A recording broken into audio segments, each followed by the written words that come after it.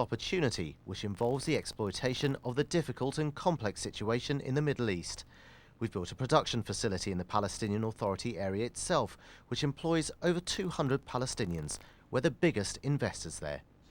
The bosses at Pepsi and Coca-Cola are unlikely to lose much sleep over the new competition. But the message being sent out by the makers of Gibler Cola seem to be winning some support within their targeted community. The larger drinks manufacturers, however, are putting this all down to an advertising gimmick, which will soon lose its fizz. Well, finally football, and in the Champions League, Ajax took on Arsenal. The game ended in a 0-0 draw. And a disappointing result for Fulham, who were knocked out of the FA Cup after losing to Burnley 3-0 in their fifth round replay. Well, that's it from us. We'll be back tomorrow with the main stories in London and the South East in Breakfast on BBC One. That's from 6:30. Now it's back to Hugh.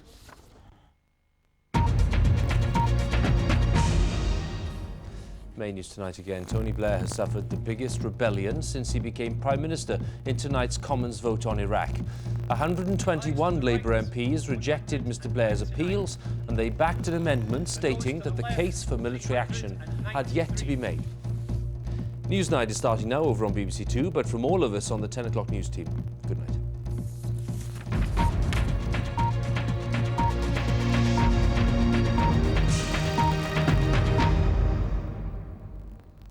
The singer George Michael has taken a strong stance on war with Iraq and has courted unpopularity in America. He talks to Tim Sebastian now over on BBC News 24. Hello there. I had to get the lawnmower out of winter storage this week, and I noticed a little bit of blossom just breaking through on my journey into work this afternoon. So the signs of spring are certainly there, encouraged by weather like this. Norwich saw over 9 hours of bright sunshine today. Can't get much more than that at this time of the year, but the hot spot was once again London. 16 Celsius is 61 Fahrenheit. Pretty good going for the last week in February. Now, we're going to stick with the mild weather in most places over the next couple of days. Aberdeen an exception, though, with the wind off the sea, a chilly 6 tomorrow.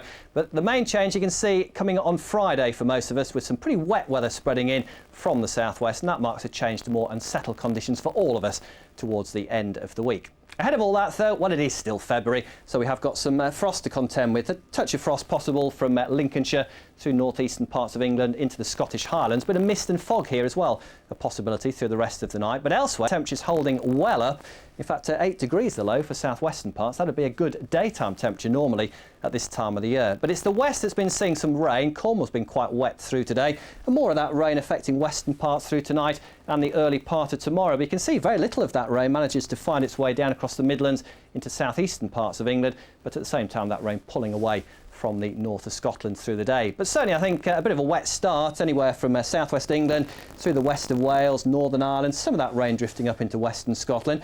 Brighter skies once again further east, but even here I think a bit of cloud managing to find its way in, especially across northeastern parts of England through the afternoon, perhaps giving a spot or two of rain, but nothing very much. And as I say, very little of that rain getting down across the Midlands and into the southeast. At the same time, though, through the afternoon, skies should brighten. It should become drier across Northern Ireland. Much better day eventually for Devon and Cornwall, and much of Wales as well, turning brighter through the second half of the day. And there's those temperatures once again, 11 to 13 degrees, quite widespread I think across England and Wales. Chilly though near that east coast of Scotland, with the wind still coming in off the sea. Friday will be a bit of a shock to the system, I think, to most of us. After the long, dry and pretty mild spell, we're going to see this wet and windy weather sweeping in out of the Atlantic. So we'll all see a spell of heavy rain for a time. Strong, possibly even gale force winds coming in. At least those temperatures still on the mild side. It might not feel that way, though, in the wind and the rain. The weekend looking like a mixture of sunny intervals and showers. Some of those showers on the heavy side. And the unsettled theme, I think, continuing into the early part of next week. That's all from me. Bye-bye. Nelson Mandela is many things to the outside world. I was expert in exploding bombs. If any man on earth has earned the right to speak his mind, Mandela has. But few have ever seen the man on the inside. He's got an incredible sense of humour. Until now. He doesn't realise how big he has become. He was vibrant and warm and friendly and naughty. He makes you feel like you're the only one in that room. Mandela, the Living Legend, starts next Wednesday at 9 on BBC One.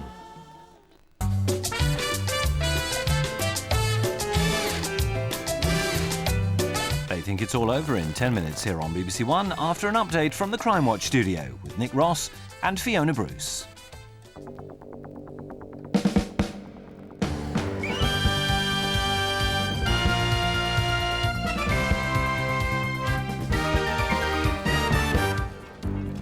Welcome back live. It's calm in the studio now. It's been so busy we've had difficulty collating the calls. I'll tell you a bit more about that in a moment.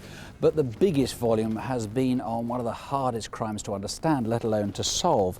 3 attacks linked now, the worst of which was on a London gap year student, Marsha McDonnell. Someone rained blows on her head as she walked home from the bus stop. Darling, wake up. There's something going on outside. I think someone's been hurt. I'm going to call an ambulance. I think I can see blood. Alistair, so many calls on this, I didn't have a chance to count them. I know we've had many hundreds. How many? Do you know yet? I couldn't tell you how many we've had. We've had an overwhelming response. It's been excellent. At the last count I got of a particular category was about 15 people thought that they were witnesses to the precursors on these attacks. In other words, they were in the buses, they were in the streets or whatever. What can you tell us about that? That's right. We've had a number of people who may have been in the proximity at the time, which is great. Obviously, we'll have to speak to them and see if they can take this investigation any further. But we've also had a large number of people actually naming individuals who they've got particular concern over, and that's come from the medical profession and also friends, relatives, you know, where there is real concern over some people. So we'll prioritise these and we'll take these as quickly as we can forward. You were saying earlier the General Medical Council rules actually oblige doctors when public safety is at risk, that they really ought to divulge. That's really happened. I mean, I've seen some of these calls come in. And also, as you say, family and friends, but most of it is actually coming from this immediate area, which is what you wanted. Exactly. I mean, we believe that there could be a local man that's doing these attacks. And you think that he's 5'10" to 6 foot. You think he's fairly slender, reasonably fit, and fairly young. Do you know what sort of age? It's difficult to say what age, but he was quite sprightly. He ran away from the last attack quite quickly, and the victim had the impression that he was quite a young man. So. Okay, I better let you get on with it. You've got hundreds more to get through. Thank you. Now, the team of bogus social workers who conned their way into a house in Oxfordshire to take photos of a naked toddler.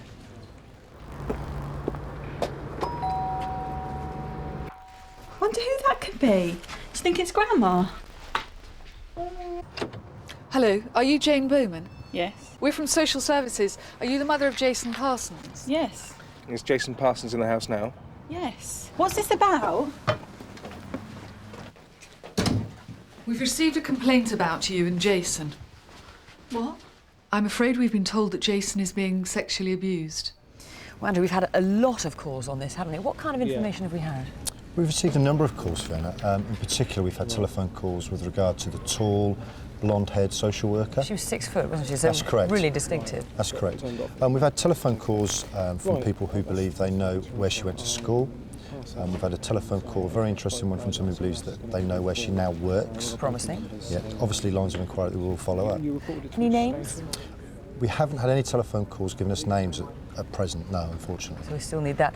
Now, I was looking through the calls just before we came on air, and a lot of them are horrifyingly people reporting this kinds of incident, people posing as social workers, getting in to look at people's children, all up and down the country. What should these people do?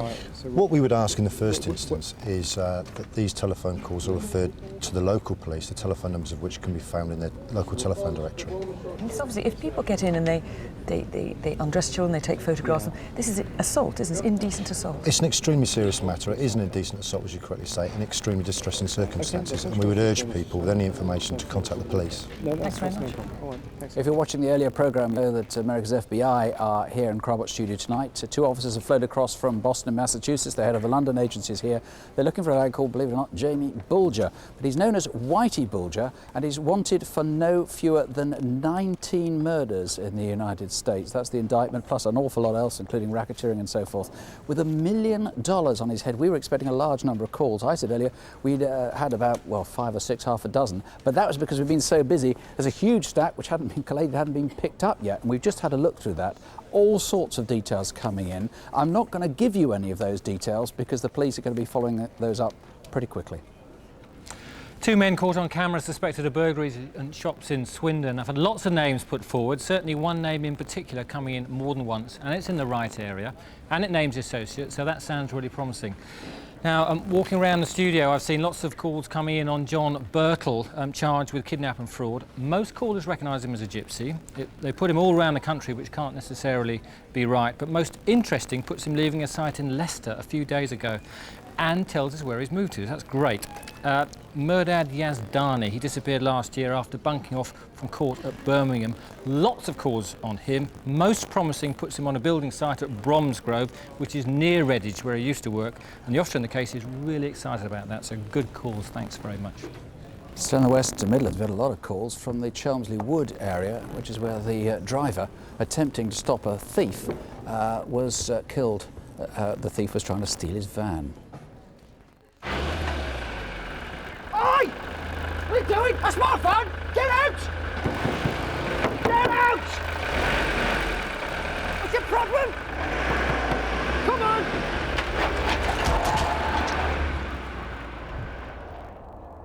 Andrew, you've been really quite relieved at the volume and I think quite excited about the quality of some of these calls. That's right, yes. We've had a particularly good response in relation to the playing of the 999 tape. And I'm very interested in the fact that one man has been named twice by people calling in saying they recognise him, and he is a local man to the Chelmsley Wood area. Good. And have there been a flood of other names as well for you to check? Yes, we've had people calling in saying they recognise the name and giving us names of people who we will go back and research as well. Now, one of your hopes in the main programme was that the guy himself will maintain this was an accident in delivery and his relatives will get him, if that's the case, to come forward. But nobody's rung up and said, look, guys, it was me. Not as yet, but they've still got time and we still encourage them to come forward and make that call to us. And if you don't make the call, maybe walk into a police station with a solicitor. Always the most sensible thing to do. Fiona. Remember we showed you these antique clocks earlier on. We want to see if anyone recognised them as theirs. 2 people have rung in and claimed this bracket clock as theirs. Also this ormolu clock with Sèvres porcelain inside. Someone thinks they recognise that. And then there's this slate clock over here. Again, someone thinks they recognise that, thinks it belongs to them. If you do think these are yours, remember you have to know the maker's name, the maker's mark on these clocks, and then you can prove that it really is yours and that your call's genuine. We also showed you lots of jewellery, beautiful jewellery, worth an awful lot of money. Had a lot of calls about that. First of all, the gold, look at this gold Rolex encrusted with diamonds. Someone thinks they recognise this, and then this, probably the most expensive piece of all, which is this platinum diamond Art Deco's 1930s bracelet. It's worth about 40 grand. Someone thinks they worked in a jeweller's where that was, thinks they can identify that. You can, and if you have any more information about this, do keep giving us a call. Indeed, you can contact us via the website on bbc.co.uk/crime.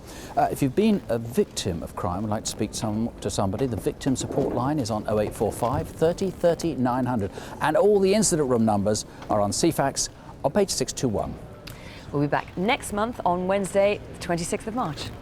Don't have nightmares, do sleep well. Good night. Good night.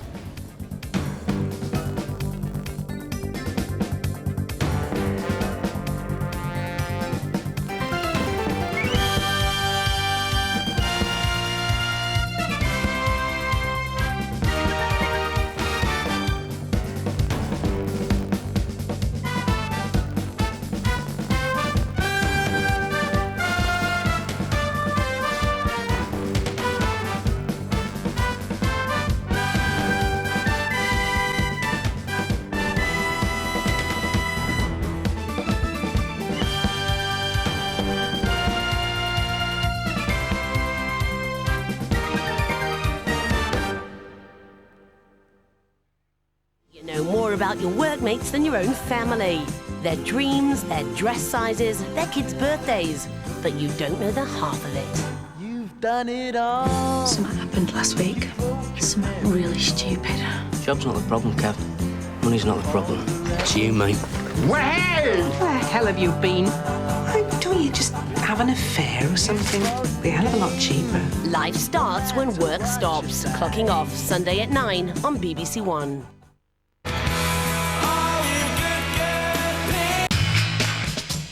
There's nothing I enjoy more than David Dickinson! You a big fan of Don Shelley? Big fan. The gay man like yourself. Big fan? Well, yeah. It's how to speak German in a sports car. Derek, the psychic. Cod. Everything there is to know about council estate scum. Now, this is Dumb Challenge! Sunday at 10 on BBC 3. Television has certainly evolved. There are now 3 ways to receive BBC Three: cable, satellite and Freeview. To find out more, go via BBC I to bbc.co.uk/digital.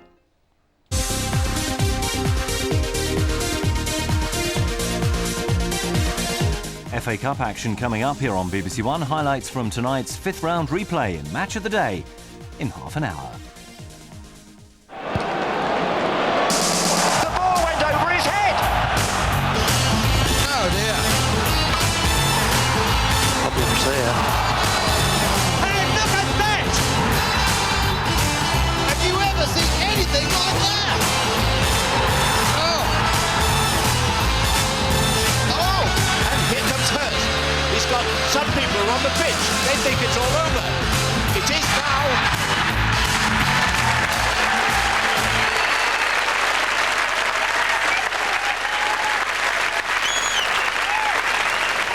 Hello and welcome to They Think It's All Over. David's still off at the World Cup, so let's welcome back Sharon Davis.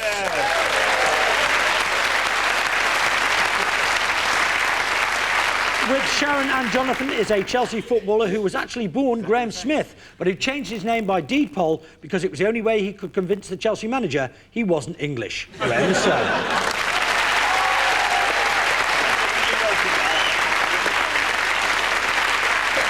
With Gary and Rory is a comedian from Seattle, USA. When we booked him, we didn't think he had any sporting connections, but apparently he's also a snowboarder. So we were right. Dave Fulton.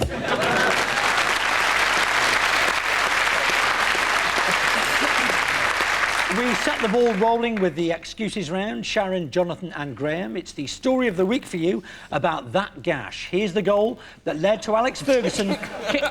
Settle. Please. Here's the goal that led to Alex Ferguson kicking the boot at Beck's. Edu. Two up with him. Will Tord. Good chance for Arsenal. There's Silva.